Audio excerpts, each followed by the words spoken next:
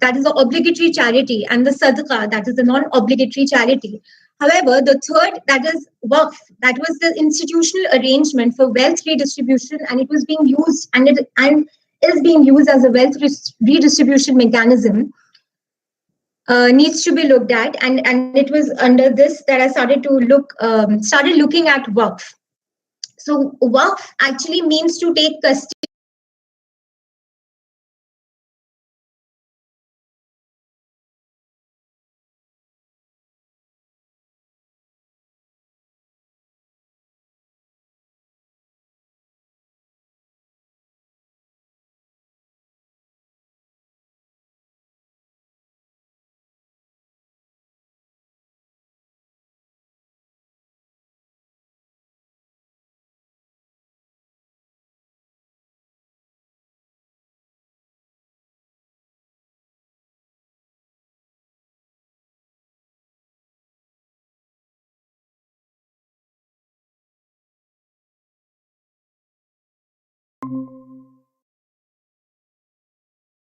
in the Muslim societies. Now, these are some of the areas where the Waqf has had a strong impact, that is religious construction, religious and public construction, education and the scientific movement, healthcare, welfare, infrastructure projects, and employment.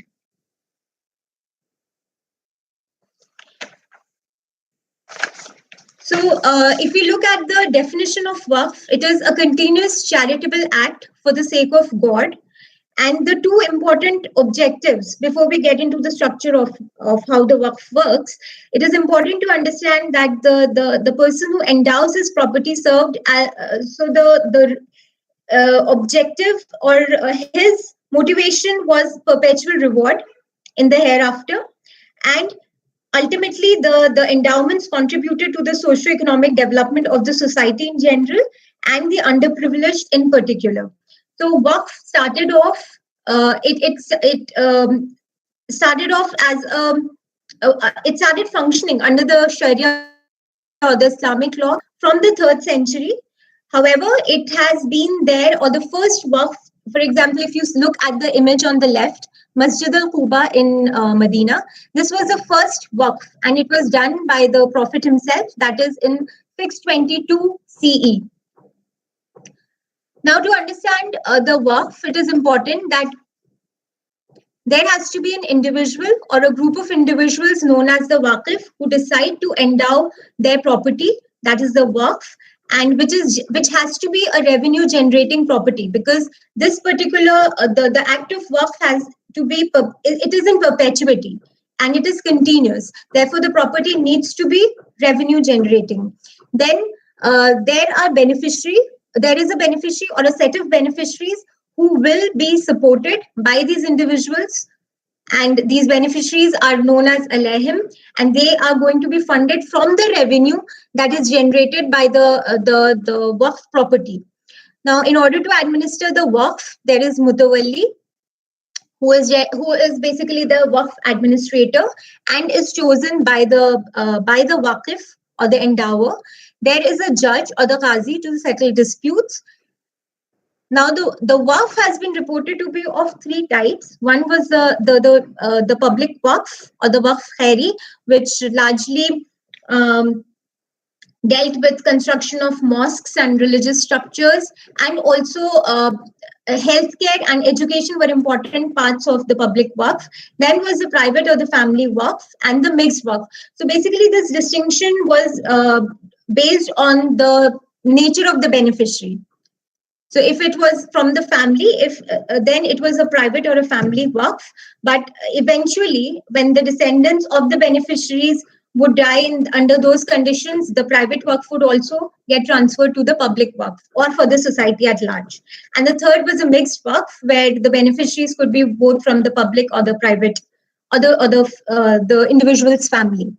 Now, 3 important sources from where I would say these are the historical records, the Waqfiyas or the Waqf deeds that were established when the Waqf foundations were laid down, and they had each and every detail about the beneficiary, the nature of the Waqf property that was being endowed, the maintenance, repair, provisions, and it also included all the information for the salaries and for the upkeep of the entire Waqf. Then historical chronicles, which were more informal in nature, and they are also very important in informing about the various works that have survived across centuries. The third is the Hujja. So this was basically in the Ottoman times, which spoke about which actually recorded all the changes that would keep happening in the Waqf property.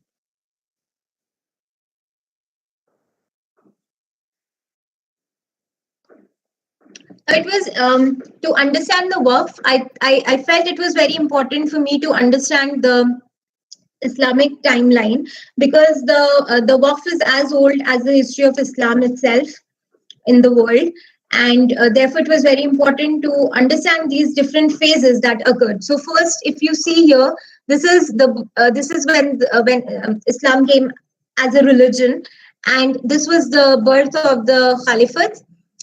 And this is also a time when the Sufi movement had started to come up. So we, as I showed you in the last slide, the first Waqf was a mosque which was endowed by the Prophet himself. Then this particular phase shows when the Caliphate started to get fragmented into sultanates.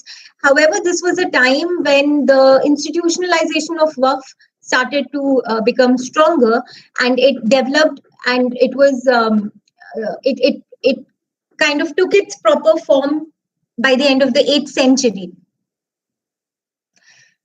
Now, this is the time again when the three contemporary Mughal empires, that is the Ottoman dynasty, the Mughal dynasty in India, and the Safavid dynasty in Persia in the 17th century, and they also have important Waqfs, and important research has also been done on the Waqf endowments that were done and their impact on the cities.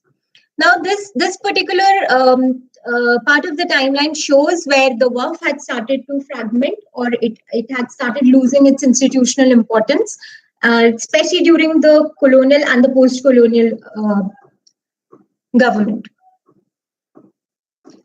Now, these are a few slides where I've tried to put in research done by people where Waqf has been projected as a poverty reduction institution. So Zuki has mentioned that a lot of humanitarian projects, such as building houses for the needy, developing springs for public water consumption, building bridges, financing orphanages and old age homes, as well as financing marriages for the young people in need, was done through the Waqf. Then significant social role that Waqf played in supporting various charitable needs of the city, especially providing food for the poor and drinking water to neighborhoods. The image on the right shows Galata Bridge in Istanbul, where distribution of clothing and food is being done under Waqf provisions. Now, this on the left is Qalawun complex in Cairo, which is a complex established by Sultan al-Masood. And he has, so this is basically a complex where hospital, madrasas, and other institutions of importance were brought together within this Qalawun complex. Again, healthcare was an important area, important sector where the Waqf contributed, and a number of hospitals were built during this period.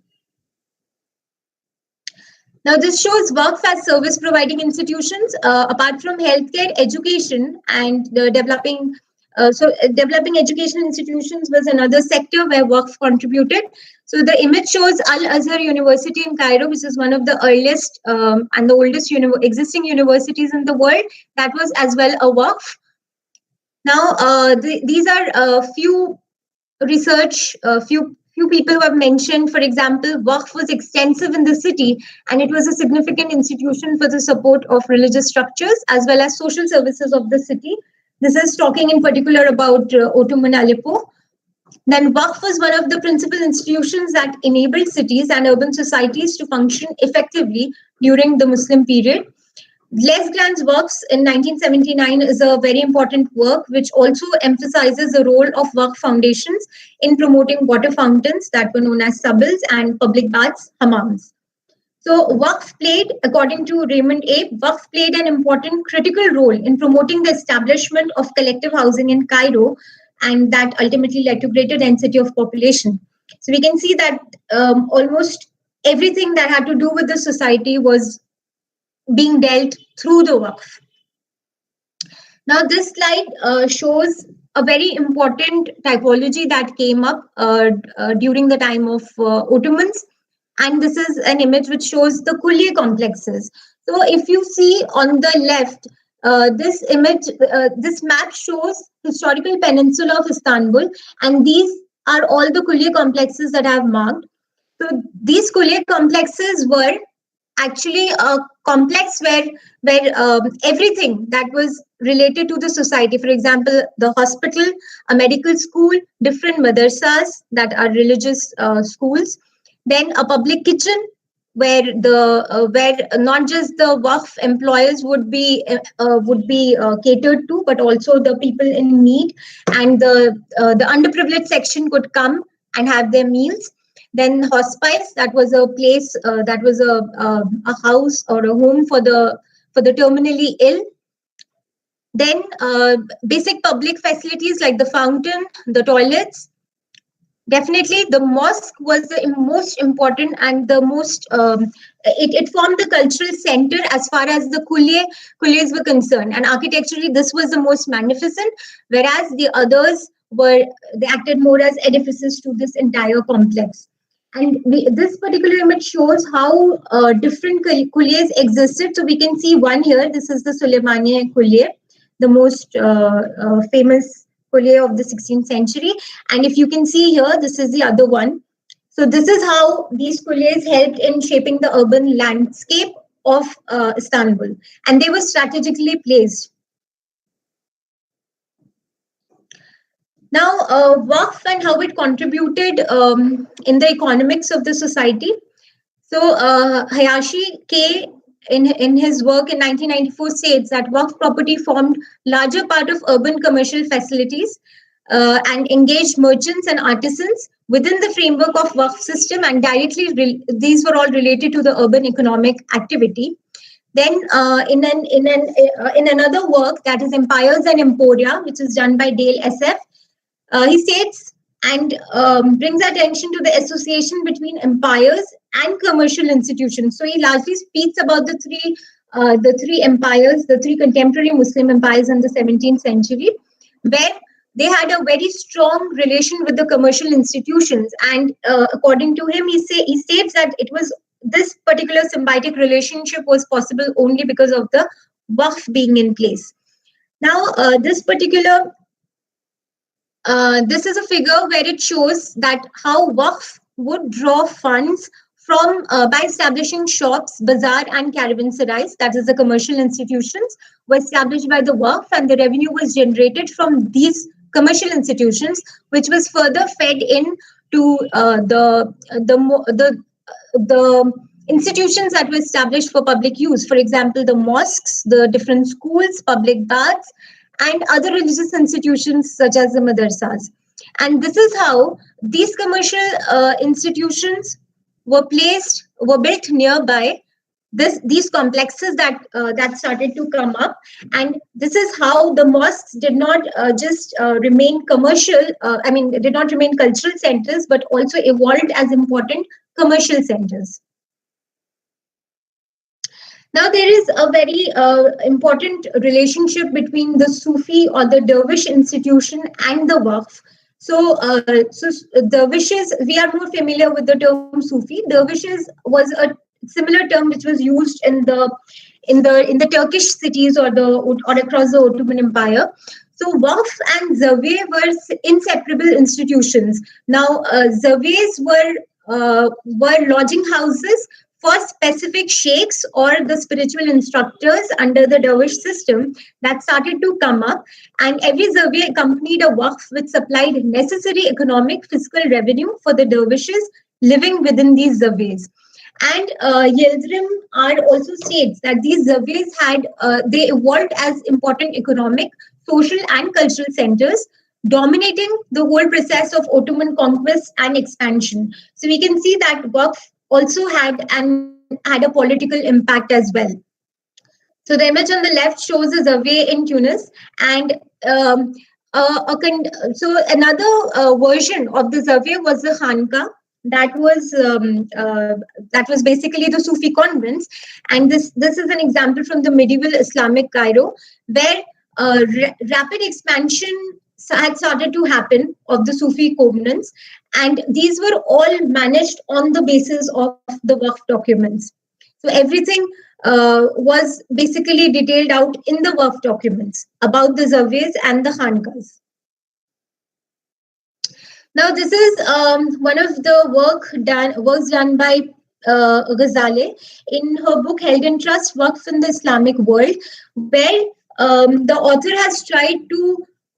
um, has tried to revive a historical commercial center in Adana, one of the cities in Turkey, where on the left you can see this is the current condition of the historical commercial center, and with the help of the Waqf or the Waqf document and the Waqf deeds, there are certain superimpositions that have been done on this particular existing layout, and the restitution of the historical commercial center has been finally done, because the Waqf deeds have detailed information about what existed, and also the maintenance. Along with the maintenance, there are architectural specifications and layouts and site analysis available within the Waqf deeds that were used for the restitution of this commercial center.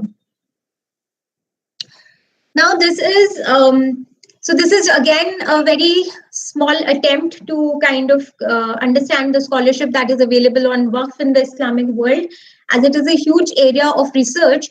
However, the scholars have divided the Islamic region, the Islamic world that existed, that existed in the pre-modern world, into different regions. So the Maghreb and the Andalus, that is basically the Iberian Peninsula and the current Spain.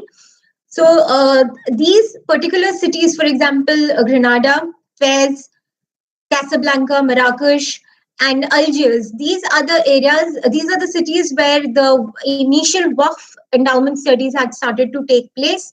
Now, to give a broad overview, till the 1960s, the concept of Islamic city has been debated, and that was a time when the idea of Islamic city was starting being criticized, because looking at the geographical extent and also in time, looking at time and place, the Islamic city model that was given largely by the French scholars did not fit in, and therefore this was a time when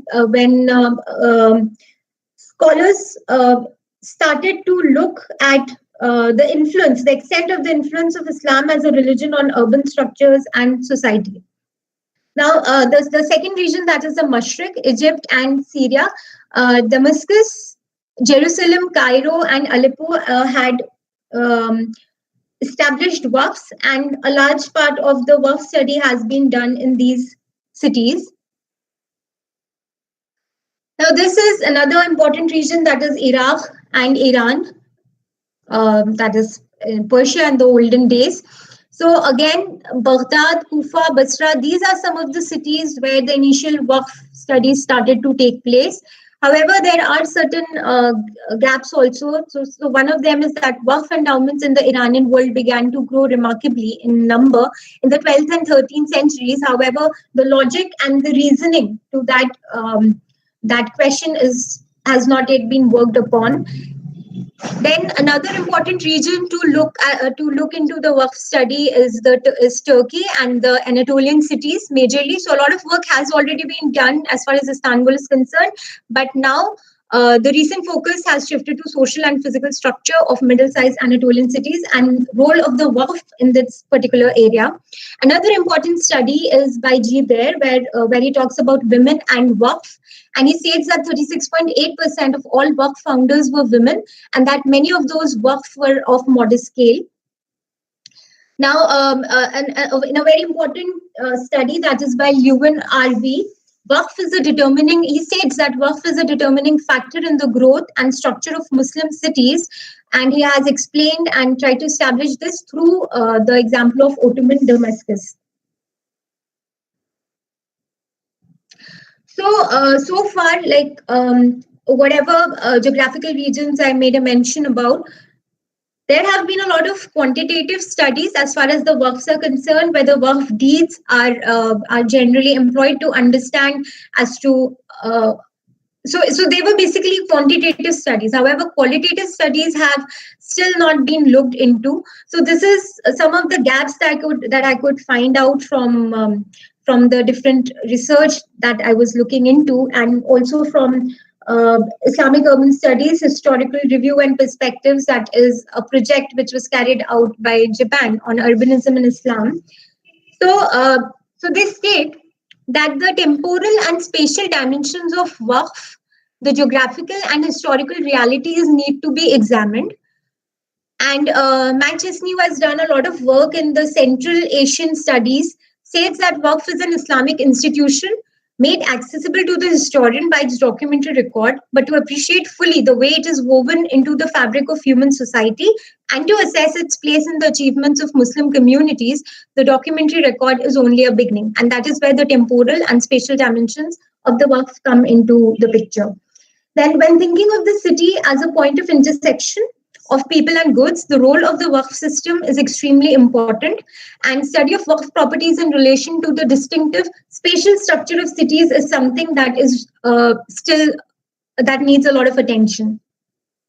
Then, if city has to be looked as an association, use of Waqf institution to understand the internal criteria of social groups and individuals and group behavior, it is important to inquire into the role of social networks that gave structure and coherence to the urban society. This is one of the important studies that has been done by S. Farooqi. Now, other studies also state that Waqf study requires a multifaceted approach, where identity of the Waqf founder or the beneficiaries needs to be done, and also change in their social and economic identity needs to be studied. Then the nature of property endowed, conditions of access to the Waqf revenue. Then there were across time there were new class of donors that started to come up. So what were their motives?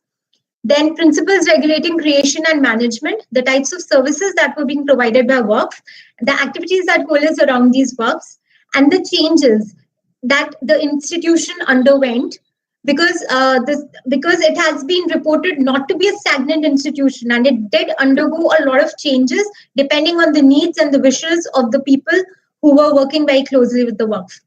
So again, time and place are important dimensions when we look at these institutions, or Waqf in particular. Then impact they had on the organization of urban space is something still that needs to be looked into.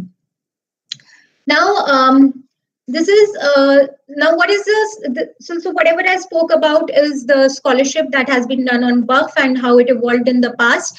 Now, what is the status of Waqf in the present context? And because Waqf is a very important and one of the largest Islamic endowments in the entire world in India, I thought that it would be good to look at the present Indian context.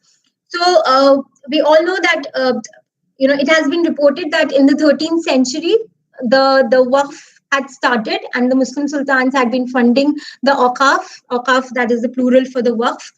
And Hussein and Rashid said that with Mughal Empire in the 16th century, the scale and magnitude grew to unprecedented levels. Then the Waqf gradually started to fragment during the British colonial rule. However, in 1954, the Waqf Act was put in place, which was further amended in 95 and then 2013. And currently, we have a central Waqf Council that is under the Ministry of Minorities Affairs, Government of India, where we have state Waqf boards, which act as statutory bodies under the Waqf Act. Now, it has been estimated by Sachar Committee that total value of Waqf properties, if we look at the Indian scenario, is 5 lakh assets in number, and the area that these properties cover is 6 lakh acres. And it was reported that the market value of these properties were more than 60 billion Indian rupees, and the revenue that could have been generated if these properties were being managed in a better way, it would have been 1,200 billion Indian rupees per annum. So According to National Institute of Labour Economics Research and Development, Delhi, Waqf properties have been reported to be national resources, and the revenues that could be generated every year are actually somewhere being lost. Now, generally, the revenue that should come out of the Waqf needs to be needs to be distributed in these particular areas, that is the welfare, education, employment, equity, and participatory role. Now, there are definitely certain challenges, and these challenges, these are not just that the Indian Waqfs are facing. These challenges are almost everywhere in the world, especially in countries such as Malaysia, Indonesia, which were ruled by which had a colonial rule, and now they are under more of a secular setup. So ineffective administration and management is one of the challenge. Then there is no development of the Waqf properties despite a comprehensive legal framework. Then there is large-scale encroachment of the Waqf properties, and despite the SWBs or the state Waqf boards being in place, the basic surveys are yet to be completed. Inadequate records are available as far as the digital platform are concerned. And WAMSI, that is a computerized record keeping, is a good initiative as far as the Waqf digital records are concerned, but it needs a lot of work. Then another very important area that needs a lot of attention is the mismanagement and the negligence or lack of transparency as far as the role of mutawallis is concerned. So mutawallis have played a historic role in the administration of the Waqf, and a lot of mismanagement has been reported from the part of the mutawallis, which needs to be looked into. And again, funds is another issue with the state Waqf boards.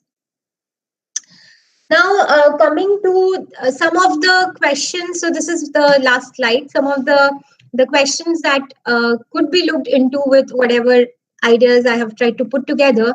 Now, these are certain areas that I've tried to touch upon. For example, social justice, social equity, then looking into institutions and probably their restructuring, rearrangement, their impact on urban policy, then definitely the impact that all of this has on the urban form. And also one important thing that came up was like how religion as an institution has influenced the urban form, and this is not just to do with the Waqf, but also across civilization we have had institutions in place that have definitely had a very strong impact on the urban form.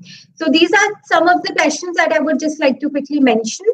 So like how understanding social institutions such as the Waqf that played a role in shaping the society contribute to the knowledge base of engaging in the redesigning of the institutions in contemporary times, how gaps between traditional and modern paradigms be bridged, and how can a balance between local processes and global structure be achieved to create socially sustainable cities.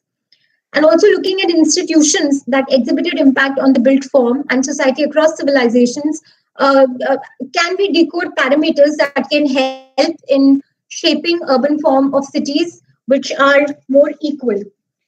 So I think this was from me. I mean, this was from my end. However, before I conclude, I would like to make a mention of a professor, Michael Stopper from the London School of Economics, where in his book Keys to the City, he talks about social justice and creating equal cities, and he argues that we need to abandon the need for perfection and instead look for a social choice process. And this social choice process is nothing but where, as researchers, as academics, we try and develop information to have a more enriching social choice debate. And in his words, we have messy and noisy issues as far as cities are concerned, and therefore we need to give loud, messy, and noisy solutions as well. So thank you. Thank you for listening. Thank you, Saniya. Very, very detailed, and for initial research, I must say that's a lot of work already done. I'd like to open it up to questions now from our audience, faculty members, guests who've joined in. You could also type in your queries in the chat box, or you could just, say it yourself. Just.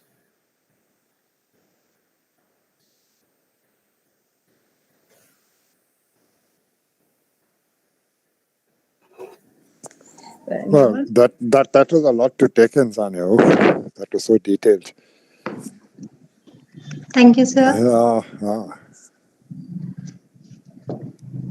It's difficult to come up with a question, but it's so much hitting you. Yeah, a lot of information to assimilate, and Exactly. Parul, would you like to? This is, I found that, the kind of impacts that you were looking at in the last slide, that, the possible things that you can look at and look at the influence and the impacts and influences in the present day are certainly, I think, valid areas to further look into. So I have these 2 points that I wanted to ask, which actually come from actually one main point, which is it that you're looking at Waqf as a national entity, or are we looking at the state? Because you, of course, had that hierarchy in place. But the dynamics of the central Waqf board versus the state Waqf boards is quite different. And at the same time, particularly states like Haryana, it's extremely difficult, because like the issues that you mentioned, which are lack of transparency, and, all of these things are blatantly so in the case of Haryana. So, in fact, I had a few years ago when I was speaking to this Maulana about the Waqf and its historical repercussions and all. And he was very clearly and candidly talking about how, the idea of the Waqf, when it was the centralized kind of, Waqf, and then before it got decentralized in the state levels, it was much more effective, and it was much more, transparent and effective, because of the management was very effective, because typically you had IAS cadre people were involved, and then when it sort of decentralized and got into the state level, then that doesn't happen anymore, and so hence obviously the management is very poor. So there are these kind of dimensions, of course, which become important at the state level versus at the national Waqf board level. So maybe, I don't know if you like to situate yourself in, one of the states, or whether you wanted to look at the comparison between states and this, or whatever, as you go forward in your research. The second is a personal question, because recently, because we were involved in this Adda Bazaar project, and we went to the Jami Masjid and, had we were just walking around in the area, Preetham and I, Preetham from design school and me, and there is this Ghamandan Sarai gateway which is there just near the Kaman Sarai, near the Jama Masjid. And so we were talking to this particular guy who was a caretaker, and he said that now the Ghamandan Sarai has been sold, so obviously now it's being opened down, and it's going to be converted into whatever shops or whatever it may be. So just this query that, this, of course, there is this very inseparable connection of revenue generation and Waqf. So I fundamentally find this a little problematic, that, what about the ones that get abandoned then? What about the ones that don't generate revenue? And how can we look at models which,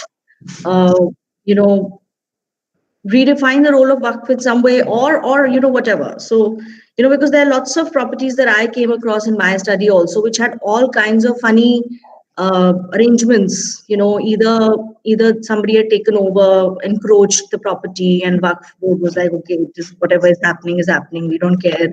Or there was a little bit of petty revenue generation by shops being inserted, and then the shops are inserted insensitively, because the ultimate goal is only revenue generation then. So sometimes you see the sensitivity, sometimes you don't see the sensitivity towards the built form when these interventions, because ultimately if we're only talking about revenue generation, then, I know that there are diktats and there